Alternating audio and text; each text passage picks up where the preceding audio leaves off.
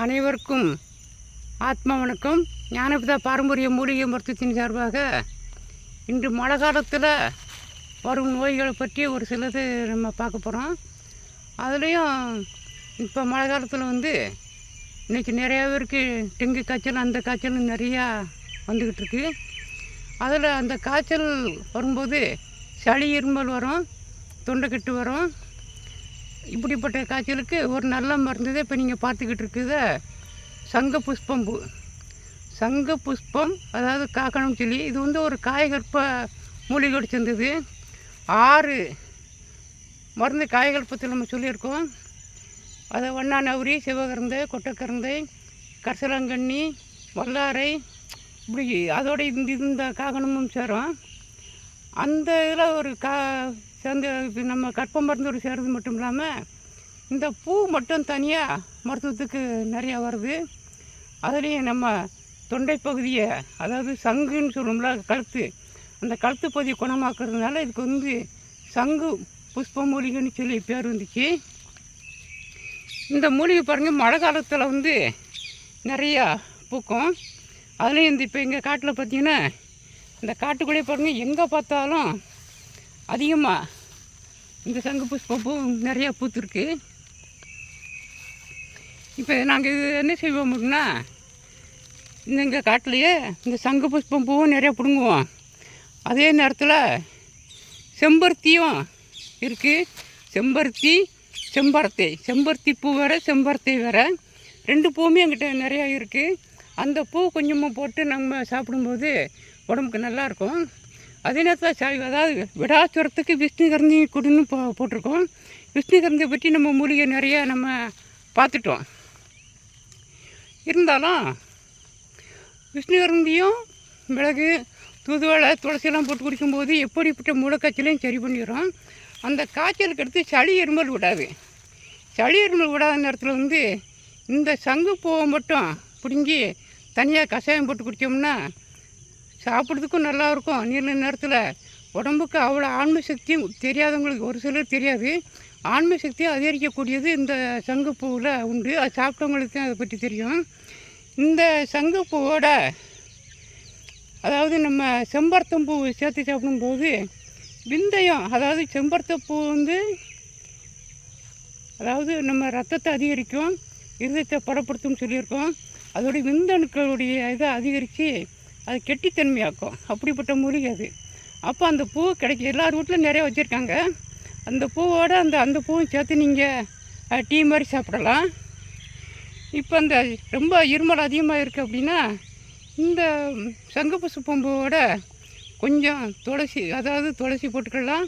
இல்லை அப்படின்னா கொஞ்சம் மிளகு கூட மட்டும் போட்டுக்கிட்டு நீங்கள் கஷாயம் போட்டு குடிக்கலாம்.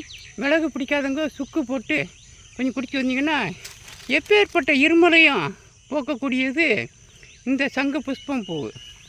மூலிகை டீக்கு நம்ம செம்பருத்தம்பூ, சங்கு புஷ்பம்பூ, அகத்தி பூ போட்டிருக்கோம். இது கொதித்த உடனேயே நமக்கு கலர் ஊதா கலரில் தான் வரும். எல்லா பூவுமே நம்ம போட்டிருந்தாலுமே இந்த கலர் மாறுது பாருங்கள், கொஞ்சம் கொஞ்சமாக ஊதா கலரில் தான் மாறும். அதே நேரத்தில் அந்த செம்பருத்தம்பூ இருக்கிறதுனால விழுவிழுப்பு தன்மை இருக்கிறதுனால கொஞ்சம் திக்காக இருக்கும், குடிக்கிறதுக்கும் அவ்வளோ நல்லாயிருக்கும். அகத்திப்பூ வெண்மை நிறம் உள்ளது. நம்ம சங்குப்பூ மட்டுமே பார்த்துட்டு வந்தோம். இப்போ நான் இப்போ வச்சுருக்கிறது மூலிகை டீக்காக வேண்டி சங்கு புஷ்பம்பூ, செம்பருத்தம்பூ, இது அகத்திப்பூ. அகத்தி உடம்பு சூட்டை குறைக்கிறது மட்டும் இல்லாமல் மூலத்தையும் குணமாக்கக்கூடியது. இதை தனியாகவே நம்ம அந்த இதழ்களை, அதாவது இந்த காம்பை நீக்கிட்டு இந்த இதழ்களை மட்டும் எடுத்து நெய்யில் வதக்கி சாப்பிடலாம்.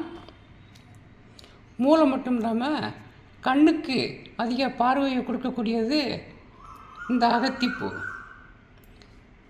செம்பருத்தம்பூ வந்து பொதுவாகவே ஏன் அதுக்கு அடிக்கொருக்க போடுறதும்னா நிறைய வீட்டுகள் செம்பருத்தம்பூ இருக்குது, ஆனால் அவங்களுக்கு பயன்படுத்தாமல் இருக்காங்க. இது தனியாகவே நம்ம டீ மாதிரி போட்டு குடிக்கலாம். ஆண்களுக்கும் பெண்களுக்கும் நல்ல ஒரு அற்புதமான ஒரு மருந்து. விந்தை கெட்டக்கூடியது ஆண்களுக்கு, அதுமாதிரி பெண்களுக்கு வெள்ளை வெட்டையெல்லாம் நீக்கக்கூடியது, ரத்தத்தை அதிகரிக்கக்கூடியது, இருதயத்தை பலப்படுத்தக்கூடியது. சங்கு புஷ்பம்பூ வந்து ஏற்கனவே சொல்லியிருக்கோம். சங்குனாலே கழுத்து, தைராய்டு சம்மந்தப்பட்ட பிரச்சனையும் நீக்கும், சளி இருமலையும் போக்கக்கூடியது, ஆண்மை சக்தியும் அதிகரிக்கக்கூடியது. இதை நம்ம தனியாகவே பூ போட்டு இதோட இந்த காம்பை மட்டும் நீக்கிடணும். நீக்கிட்டு பூவை மட்டும் போட்டு சாப்பிடலாம். தேவைப்படுறவங்க கொஞ்சம் அதிகமாக இருமலாக இருக்குது அப்படின்னா கொஞ்சம் மிளகு அல்லது சுக்கு போட்டு சாப்பிட்டுக்கலாம். நாங்கள் பொதுவாகவே எந்தெந்த சீசனில் எந்தெந்த பூக்கள்லாம் கிடைக்குதோ அதெல்லாம் நம்ம போட்டு பயன்படுத்துவோம். நிறையா பூக்களாக தனித்தனியாலாம் நம்ம போட்டு எதுனாலும் போடுவோம். இன்றைக்கி வந்து இந்த 3 பூக்களையும் போட்டு நம்ம டீ போட்டு குடிக்க போகிறோம். இங்கே நம்ம இடத்துல போட்டு நிறையா வச்சுருப்போம். அப்பப்போ தேவைப்படுதுங்க அவங்கவுங்க எடுத்து சாப்பிடுவாங்க. நான் வந்து இந்த சாப்பிட்றதுக்கு முன்னால் சாப்பிடும்போது வந்து தண்ணி குடிப்பாங்க. தண்ணிக்கு பதில் இந்த டீயை மட்டுமே சர்க்கரை வேணால் சேர்த்துக்கலாம். சர்க்கரை இல்லாமல் குடிக்கிறதுக்கு நல்லா, ஏன்னா பூக்கள் தானே, குடிக்கிறதுக்கு நல்லா மணமாக நல்லாயிருக்கும். வேணுங்கிறவங்க சர்க்கரை போடும்போது இன்னும் குடிக்கிறதுக்கு நல்லாயிருக்கும். கேரளாவில் எங்கள் ஆசிரமத்திலாம் பார்த்திங்கன்னா, அதாவது சுவாமி சிவானந்தபுரம் சார் ஆசிரமத்தில் பார்த்திங்கன்னா உழுவ டீன்னு சொல்லி, அதாவது நம்ம வந்து டீயெல்லாம் போட்டு வச்சுருப்பாங்க. சாப்பிட்றதுக்கு வந்து உணவு வைக்கும்போது இந்த டீயை தான் வச்சுருப்பாங்க. அதை நம்ம தண்ணிக்கு பதில் நம்ம சாப்பிட்டுக்கலாம். இப்போ அதன்படி நானும் இப்போ எது கடைப்பிடிக்கோம்னா, இந்த பூக்கள் நிறைந்த டீயைத்தான் நான் பயன்படுத்திட்டு வரேன். அதனால் இது போன்ற நிறைய வீடியோலாம் நம்ம போட்டுக்கிட்டே இருக்கோம். நம்முடைய சேனலை பதிவு பண்ணி பார்த்துட்டு வாங்க. எந்தெந்த சீசனில் என்னென்ன பூக்கள் பூக்குதோ அந்த பூக்களுடைய பலன் பூரா நம்ம சொல்லிக்கிட்டே வரோம். பார்த்துட்டே வாங்க. நன்றி, வணக்கம்.